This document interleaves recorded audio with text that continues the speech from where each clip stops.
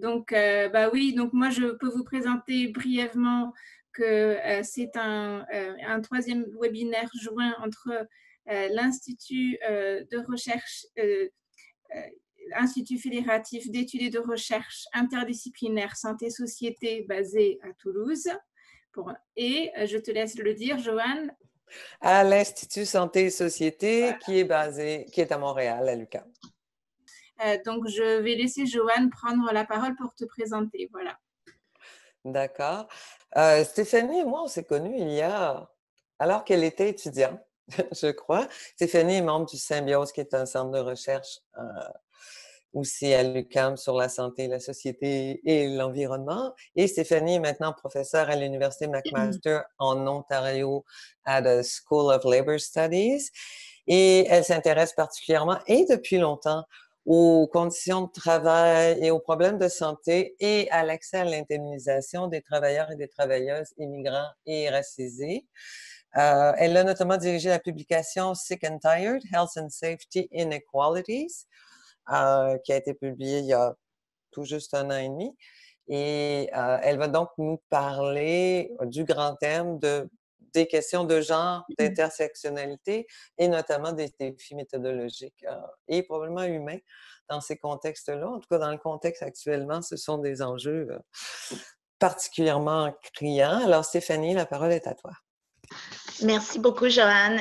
Je vais partager mon écran.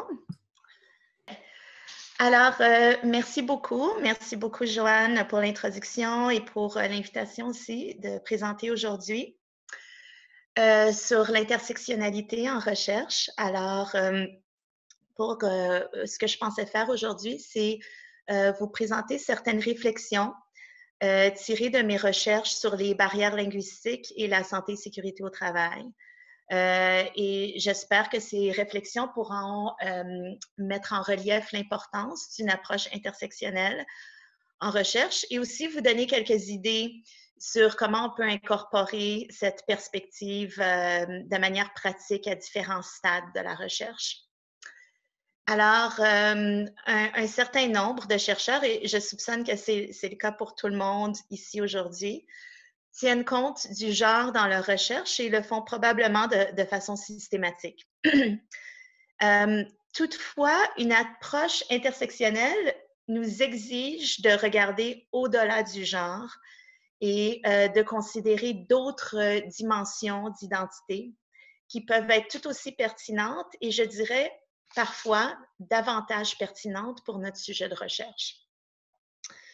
Alors, l'intersectionnalité en tant que concept a été développé par des chercheurs féministes noires américaines dans les années 80-90.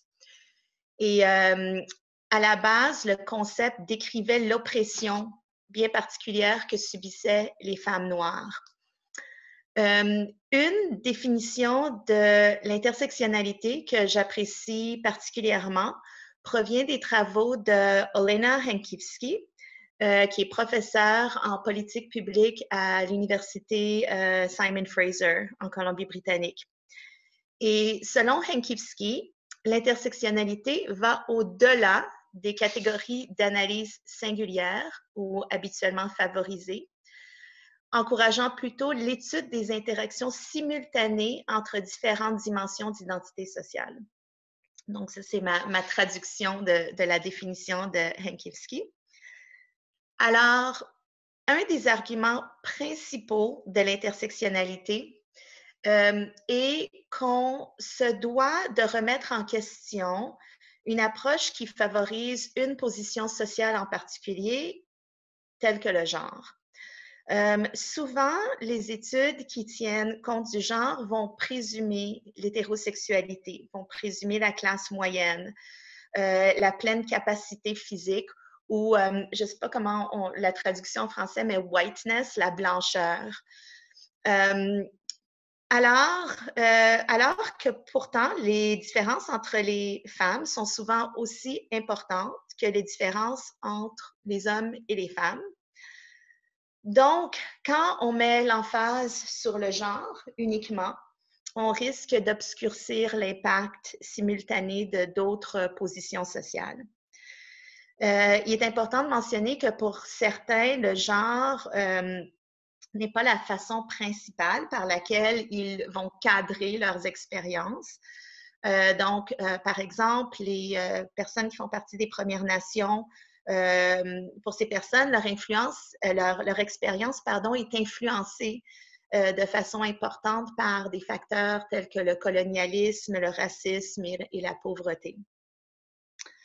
Donc, tout ça pour dire qu'il faut aller au-delà du genre, mais je dirais aussi des autres catégories qui sont habituellement favorisées, notamment l'ethnicité et la classe sociale, pour considérer le rôle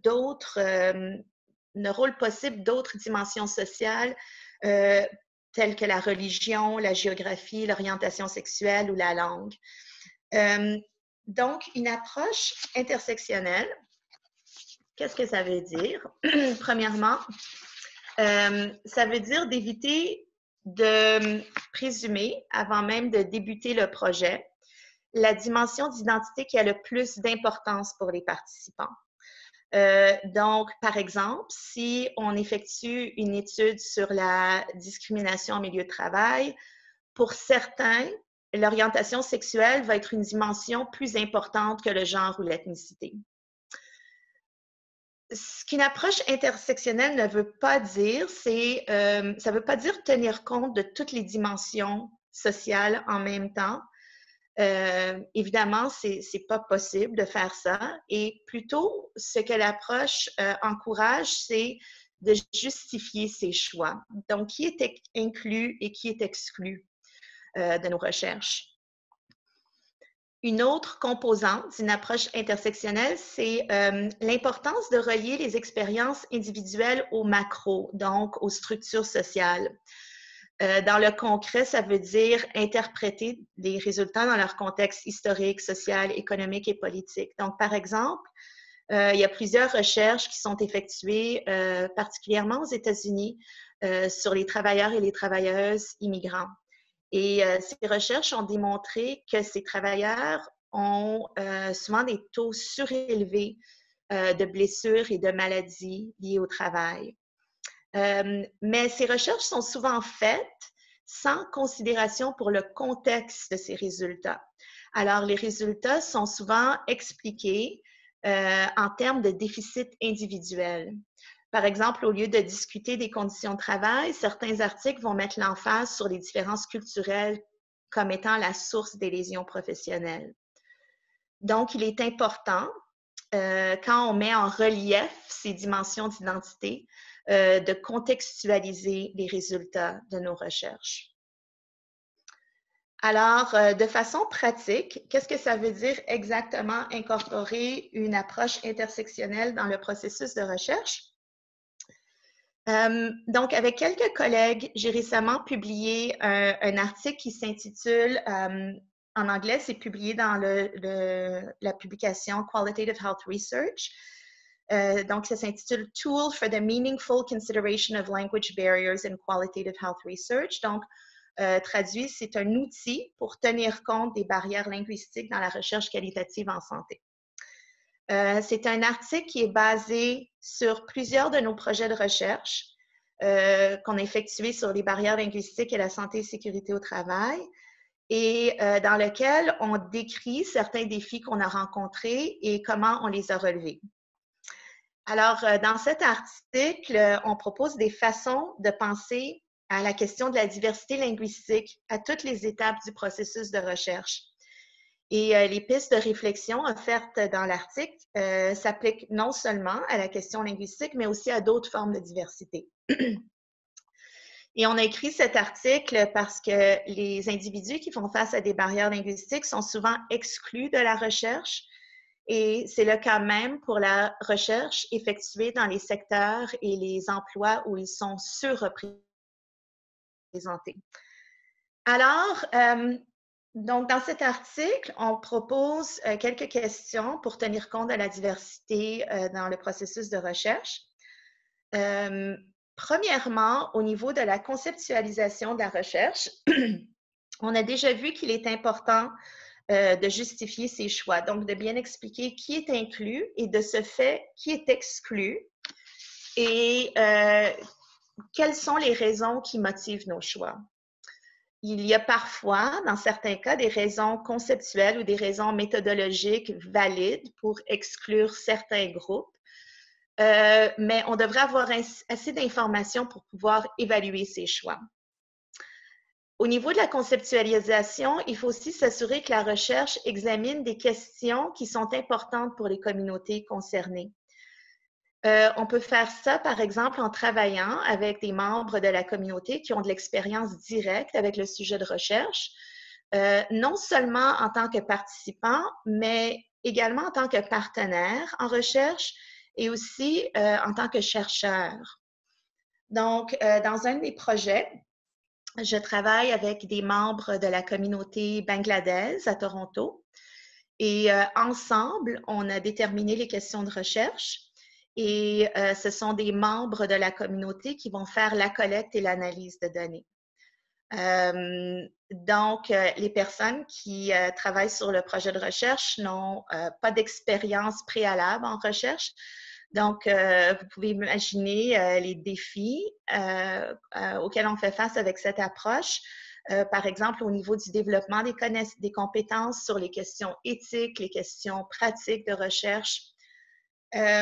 Donc, ce n'est pas un modèle qui est sans défi, mais c'est un modèle qui peut favoriser un développement des connaissances qui va vraiment mettre en valeur et représenter les préoccupations de la communauté. Une autre considération au niveau méthodologique est de penser à comment est-ce qu'on définit ou est-ce qu'on décrit les groupes auxquels on s'intéresse. Donc, par exemple, dans un de mes projets, on a dû penser à comment on établit le fait que quelqu'un fait face à des barrières linguistiques, alors qu'on communiquait parfois avec des gens qui ne semblaient pas avoir de difficultés. Alors, dans ce cas, on avait décidé que les participants s'auto-identifieraient en tant que personnes qui font face à des barrières linguistiques. Et on a aussi noté qu'il est important de bien penser à la façon dont on décrit les groupes avec lesquels on travaille.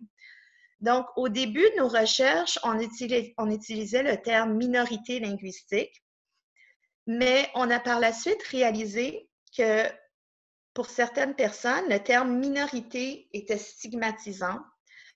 Alors, on parle maintenant de faire face à des barrières linguistiques pour mettre l'emphase sur le fait que les barrières sont externes à la personne.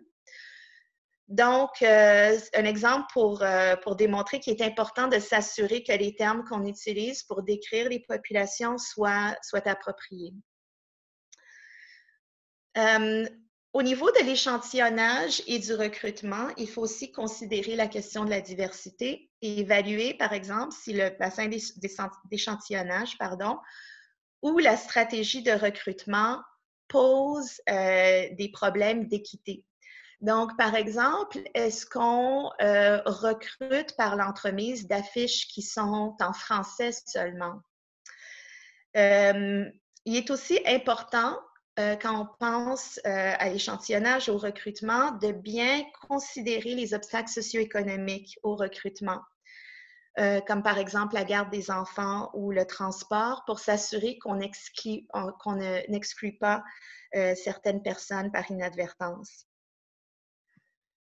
Au niveau du consentement, il est aussi important de considérer la diversité. Donc, par exemple, est-ce qu'on présume que tout le monde est capable de lire le formulaire de consentement? On sait, à cause de plusieurs recherches qui ont été faites là-dessus, que les formulaires de consentement sont souvent écrits dans un langage qui est trop compliqué pour la plupart des participants. Donc, il est important de penser vraiment à toutes les étapes du processus de recherche et de consentement et de s'assurer qu'on tienne compte du fait que différentes personnes puissent avoir besoin de l'information en différents formats. Pour ce qui est de la collecte et de l'analyse de données, je dirais qu'il est important de considérer notre propre identité et la façon dont elle influence le type de recherche qu'on produit, le type de questions qu'on pose et aussi le type de réponse qu'on obtient et d'être transparent à ce niveau. Donc, finalement, donc en dernier lieu, j'aimerais mentionner qu'il est important aussi de considérer dans la communication des résultats, quelles voix sont représentées. Donc, je vais vous donner un exemple. Dans un projet qu'on avait réalisé, à un moment donné, on a réalisé qu'on citait toujours les 3 ou 4 mêmes personnes, bien qu'on avait parlé à 2 douzaines de travailleurs et travailleuses. On citait toujours les mêmes personnes et on a réalisé qu'on citait les personnes qui s'exprimaient de façon éloquente. Alors, il faut faire attention à ça pour voir quelles voix sont vraiment représentées dans la communication de nos résultats. Et aussi de faire attention au risque de s'approprier la voix des autres. Donc, alors, de penser à qui va présenter les résultats et penser à des façons de donner l'opportunité aux membres de la communauté de participer à la diffusion des résultats. Finalement, donc, une approche qui tient compte de la diversité doit aussi s'assurer que les communautés puissent bénéficier des résultats. Donc, s'assurer que les outils, les stratégies et les connaissances soient accessibles. Souvent, ça veut dire du travail qui n'est pas nécessairement reconnu par nos institutions, mais qui est néanmoins important. Donc, il y a probablement d'autres façons de tenir compte de la diversité en recherche et d'incorporer une approche intersectionnelle.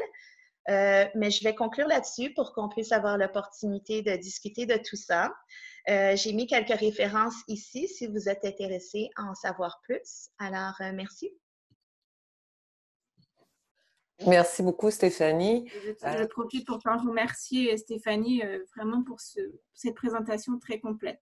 On va donner la parole à Alexandra.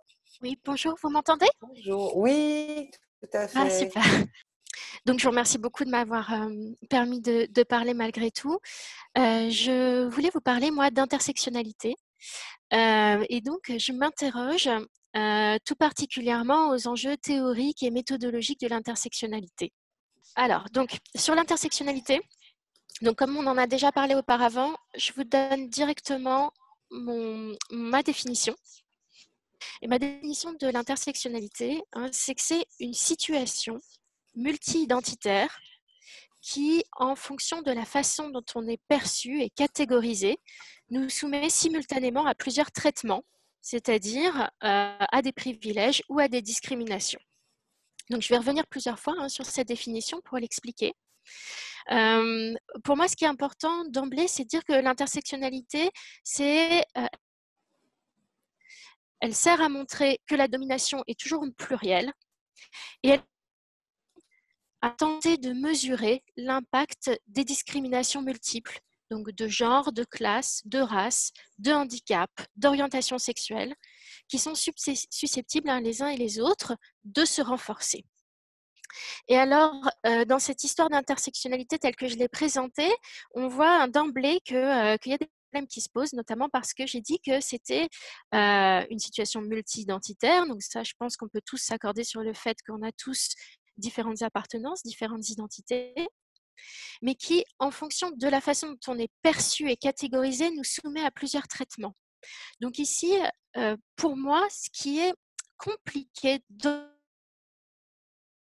c'est le fait qu'on soit traité sur un mode très passif. C'est-à-dire qu'on est victime des catégories, des discours qui nous sont, ce soit par notre environnement, par notre entourage, par les institutions. Et c'est très difficile, en fait, construire l'intersectionnalité d'une façon qui permette de mettre le sujet de façon active. Donc, on va voir plus tard que ça pose des problèmes en termes éthiques et politiques quand on veut travailler sur l'intersectionnalité. Mais en même temps, je pense que c'est très important de le décrire comme ça, parce que si je pense par exemple à une personne qui serait non-binaire, donc qui ne se reconnaîtrait pas ni dans la catégorie ni dans la catégorie genrée féminine, que rien ne nous dit que son entourage ne l'aperçoit pas comme étant une fille ou un garçon. Il y a fort à penser que, alors selon le pays où elle vit, mais que elle aura une carte d'identité d'homme ou de femme. Et donc, le sujet en tant que tel a tous les droits de résister à ces catégories, mais n'empêche que autour de ce que cette personne renvoie, elle va être perçue d'une certaine façon et donc elle sera traitée en fonction de cette perception. Pas sur et je vais y revenir dans tous les sens plus tard. À propos alors de l'intersectionnalité, donc mon domaine d'étude, c'est et donc pourquoi est-ce que l'intersectionnalité m'intéresse? Donc la philosophie de la médecine, on peut la définir comme une réflexion sur la construction des savoirs médicaux et sur leur application en clinique et en santé publique. Alors, quand on a dit ça, pourquoi est-ce que c'est intéressant l'intersectionnalité? Eh bien, je crois que d'abord l'intersectionnalité, c'est important tout le temps, partout, et tout simplement parce que pour moi, c'est d'abord un principe et ça raisonner toutes choses égales par ailleurs. La philosophie de la médecine, pour moi, ça va être un outil qui va permettre de comprendre qui est médical, qui sont les personnes qui font la science. Et je me situe dans un cadre théorique qui s'appelle les épistémologies situées, justement, et où en fait, ce qu'on essaye de comprendre, c'est qui fait la science, quelles sont les pratiques et pourquoi les problèmes sont posés de cette façon-là, notamment parce que c'est telle et telle personne qui les... Donc, ça m'intéresse tout simplement parce que quand j'étudie qui pratique la médecine, j'ai envie de caractériser au mieux ces personnes, différentes idées, des identités complexes, multiples, ça me permet d'être plus précise.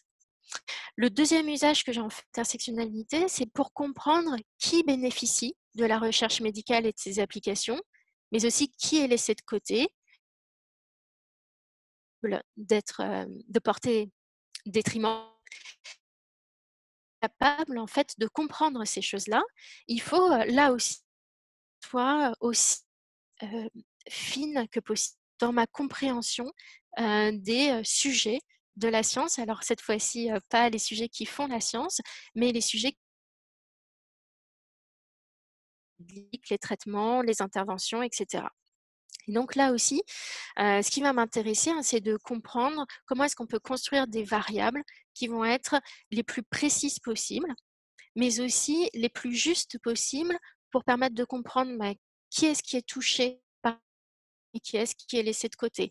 Comment est-ce que parfois, en essayant de prendre une mesure qui doit servir aux plus vulnérables, aux plus précaires, eh ben, on va laisser de côté toute une partie de ce groupe-là. Donc là, l'intersectionnalité, elle me sert pour ça. Donc, ce que je voulais présenter aujourd'hui, c'était d'abord l'origine de l'intersectionnalité. Alors, il y a plusieurs origines, je vais vous en présenter une parmi d'autres. Et puis, quels étaient différents problèmes que je me pose, que les personnes qui veulent travailler dans cette intersectionnalité, avec ce principe de l'intersectionnalité avec posé. Et là encore, ça va être quelques problèmes parmi d'autres. Je ne peux pas traiter avec vous en l'espace de 10 minutes de tous les problèmes possibles posés par l'intersectionnalité. Donc, à l'origine, en fait, j'ai devoir parler dans des termes un petit peu plus généraux. Je prie de m'en excuser. J'ai mes exemples précis je les ai pas. Donc d'abord, quelle est l'origine de l'intersectionnalité? Donc l'origine, c'est celle du militantisme féministe noir, ce qu'on appelle le black feminism. Et la première fois qu'on a vraiment ce mot forgé d'intersectionnalité. Alors, je parle pas de pour moi, l'intersectionnalité, c'est ce que je vous disais, que c'est un principe, j'y reviendrai en conclusion. C'est en tout cas très difficile de savoir très précisément quel rôle épistémologique joue l'intersectionnalité. Donc là, on va juste dire que le terme d'intersectionnalité naît en 1989 et il est issu d'une critique du droit américain. Ça ne veut pas dire que l'idée d'intersectionnalité n'existait pas déjà, notamment dans le militantisme féministe noir américain, mais en tout cas, il est développé, argumenté, etc. en 1989. Et ensuite, il va donner lieu de matrice conceptuelle et il va nourrir les sciences humaines et sociales pour nous permettre de penser la domination de façon plus complexe et plus précise. Donc, et là, il peut jouer différents rôles. Ça peut être une notion, c'est un terme un peu vague, ça peut être un concept, donc là c'est un petit peu plus précis, une théorie, un principe, comme je le disais. Mais cette histoire d'intersectionnalité, c'est aussi le militantisme, un certain militantisme féministe en tout cas, et donc en ce sens, c'est aussi un instrument politique. Donc on a tout un itinéraire de ce principe d'intersectionnalité, et je voudrais juste en fait faire un point sur ses origines précisément dans l'article de Kershaw en 1989 pour pouvoir ancrer la discussion très précisément dans un texte et voir comment il est né et quels problèmes il pose. Donc comme je disais, dans ce show qui s'appelle The Intersection of Race and Sex, a Black Feminist Critique of Anti-Discrimination Doctrine, Feminist Theory and Anti-Racist Politics. Ce que fait Kimberlé Crenshaw, c'est donc qu'elle utilise une idée qui est déjà présente dans un mouvement auquel elle participe et dans un mouvement militant, mais elle va l'appliquer, lui donner une assise conceptuelle juridique. Et donc, on a vraiment 4 parties dans cette. Avec la première partie qui est très précisément doctrinale sur la place des femmes noires américaines dans la législation du travail et notamment dans les lois anti-discrimination. Ensuite, on a une deuxième type d'argument qui est un argument que je dirais beaucoup plus sociologique ou anthropologique qui traite du discours sur les femmes noires américaines dans la société américaine de la fin des années 80. Ensuite, une troisième partie, un tout argument, c'est d'elle-même et de la façon dont elle a expérimenté cette intersectionnalité. Et puis, une quatrième partie, alors là, plus de l'ordre de l'argument, mais qui est, j'ai envie de dire, comme un vœu pieux, et où vraiment de nous présenter à quoi pourrait servir dans les théories féministes ce concept ou ce principe d'intersectionnalité. Donc, pour en revenir, alors, tout ça pour dire, donc on a 4 parties, et on a 4 parties qui sont très différentes. Il me semble qu'en soi, cet article, j'y passe un petit peu de temps parce qu'en fait, il témoigne de la difficulté à définir simplement ce qu'est l'intersectionnalité, mais il montre aussi l'énorme fécondité des analyses auxquelles il peut donner lieu. Et je crois que cet article, s'il est si intéressant, notamment pour ça, c'est parce qu'on y voit se mêler différents types d'arguments, différents types de discours, et qu'il me semble qu'on est convaincu à l'issue de l'intersectionnalité. Donc, l'argument juridique, alors je vous reprends rapidement les 4 arguments. Le premier, c'est le plus construit, donc c'est celui sur lequel je vais passer les 2 prochaines minutes, et puis ensuite, beaucoup plus vite. C'est un commentaire sur la jurisprudence américaine qui a été incapable, dans un certain nombre de cas, de prendre en compte la façon spécifique dont étaient discriminées les femmes noires américaines.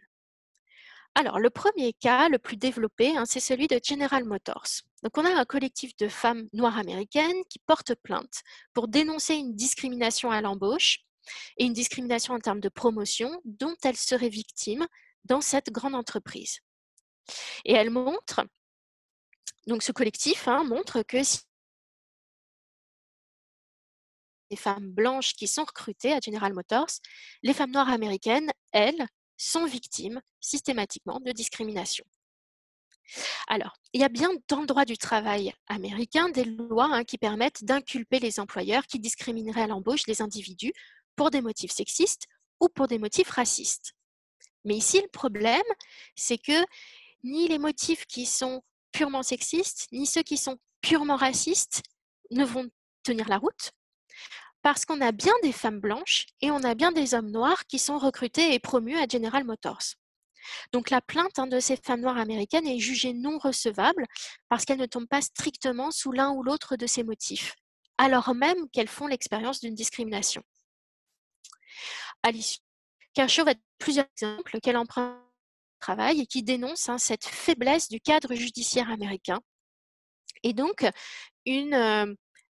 ça va lui servir à montrer qu'il y a un problème dans la façon dont est conçue conceptuellement et théoriquement la notion de discrimination dans le droit américain. Ensuite, elle montrait que cette incapacité à prendre en compte les discriminations multiples, ça témoigne non pas seulement d'une faiblesse qui serait un petit peu un impensé occasionnel ou quelque chose de fortuit, mais bien ça témoigne bien d'un système de domination qui marginalise les femmes noires, qui accable les plus précaires et qui fait qu'elles ne peuvent pas recourir à la loi pour se défendre.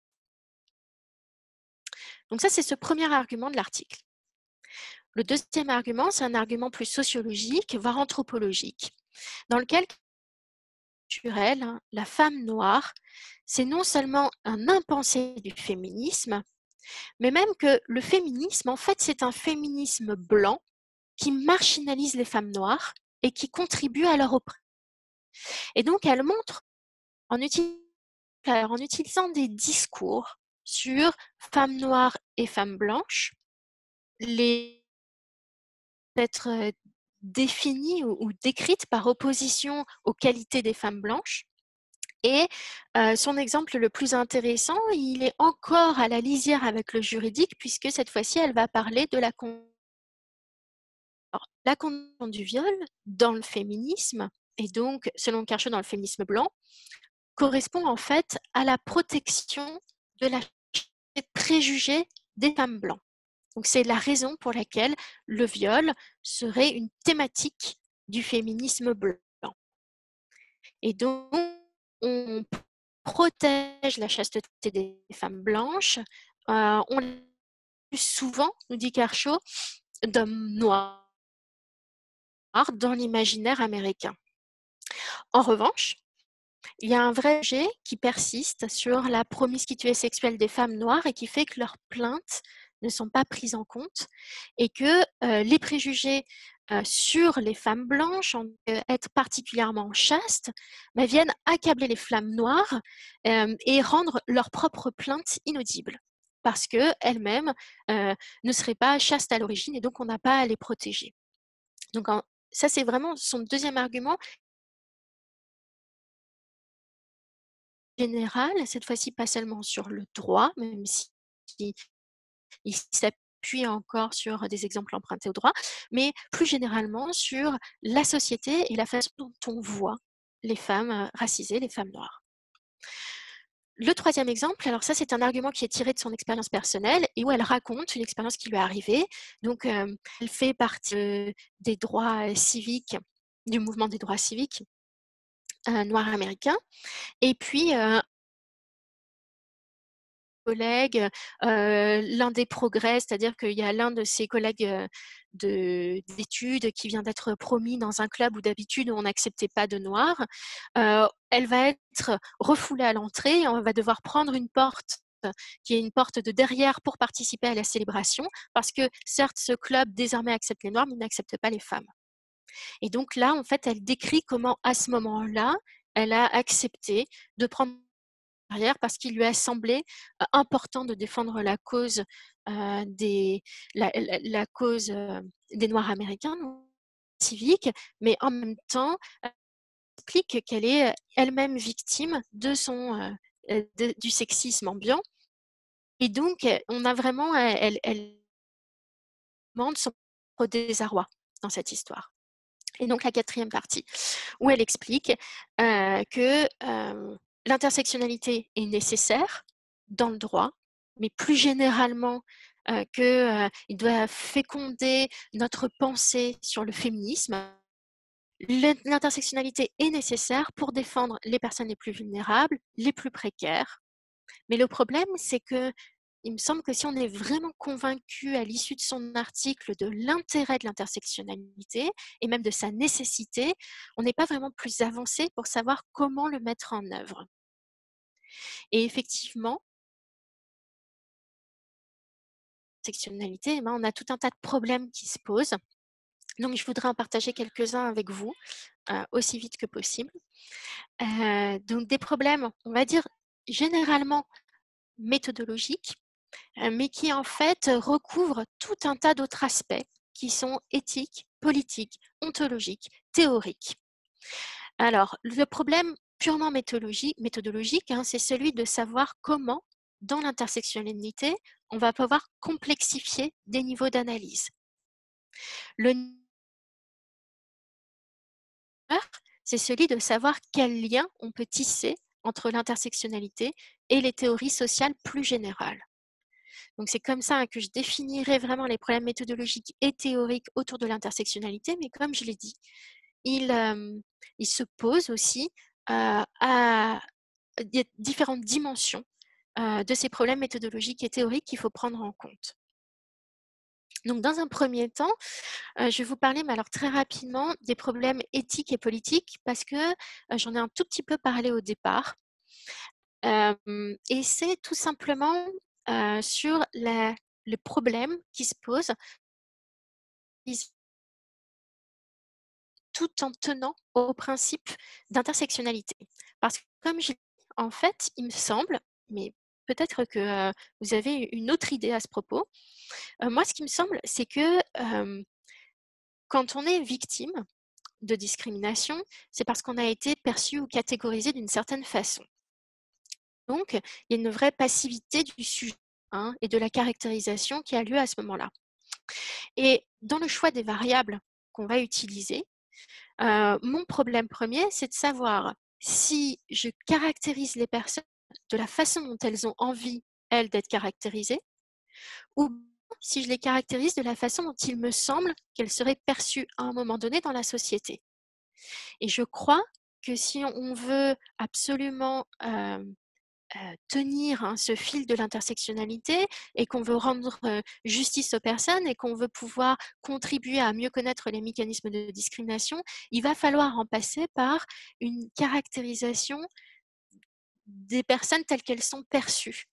Et ça pose un vrai problème en termes éthiques et politiques sur la tension entre la façon dont la personne se définit elle-même et la façon dont elle est perçue. Donc ça, c'est la première chose, problème, celui pour à la fois rendre compte de la passivité du sujet discriminé, mais en même temps faire honneur à la capacité de la personne à s'autodéterminer, à se définir, à son autonomie, etc. Deuxième problème, alors ça, ce sont des problèmes dont on va dire qu'ils sont ontologiques. Alors au départ, je rentrais beaucoup dans les détails, mais de toute façon, on n'a pas le temps ici. Mais finalement, ce qui m'intéresse, c'est de montrer comment des problèmes qui sont ontologiques, donc sur ce que sont ces catégories, aboutissent des problèmes, des catégories constitutives. Pardon. En fait, je vois que j'ai parlé trop longtemps. OK.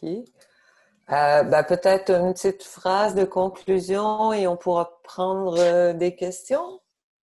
Pour vous dire que donc sur ces problèmes ontologiques et politiques, en fait, donc sur ce problème des catégories, la question c'est, si on reprend le problème des femmes noires, tout simplement, est-ce qu'on a des catégories qui sont mutuellement constitutives, c'est-à-dire est-ce que la racisation fait partie du genre ou est-ce que le genre fait partie de la racisation, ou bien est-ce qu'on a des catégories qui s'additionnent? Si on a des catégories qui s'additionnent, on n'est pas dans un cadre purement intégratif. Si on a des catégories qui sont mutuellement constitutives, on a un autre problème, c'est à ce moment-là, est-ce qu'il faut considérer qu'à chaque fois on a des catégories qui fusionnent, il va falloir créer une nouvelle catégorie pour chaque type d'intersection. Et ça pose des problèmes d'analyse, mais ça pose aussi des vrais problèmes politiques, parce qu'en termes politiques, menacer la possibilité tout simplement de mener des combats communs. Est-ce qu'il y a encore un féminisme qui est possible du genre, ou est-ce qu'il faut mener tout un tas de combats qui vont être beaucoup plus précis pour chacune des personnes? Et je vais bientôt finir en termes vraiment de problèmes théoriques. Il y a tout un nouveau champ en fait de problèmes qui se posent et qui sont tout simplement de savoir si on va avoir à faire en termes d'analyse sur la formation des identités, donc comment est-ce qu'on va prêter attention aux individus, ou au contraire, est-ce qu'il va falloir prêter attention aux institutions et aux systèmes. Donc ça, c'est vraiment la question majeure de l'acteur et de la structure. L'intersectionnalité ne nous dit pas a priori quelle focale il faut choisir. Et le dernier problème, c'est celui d'articuler l'intersectionnalité aux théories sociales existantes, avoir une hiérarchie entre les différents types d'inégalités qu'on met en cause dans l'intersectionnalité, ou bien, donc est-ce qu'on a une hiérarchie a priori? Est-ce qu'il y a une centralité des inégalités de classe?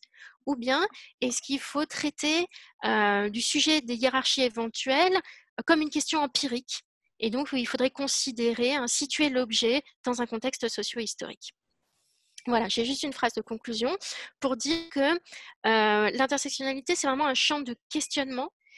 Et c'est pour cette raison-là que je pense que c'est important de ne pas forcément la considérer comme une théorie qu'il faudrait absolument clore. C'est une théorie c'est pas une théorie à mon sens, c'est vraiment un principe, c'est un principe d'attention à la multiplicité des identités, à la multiplicité des traitements.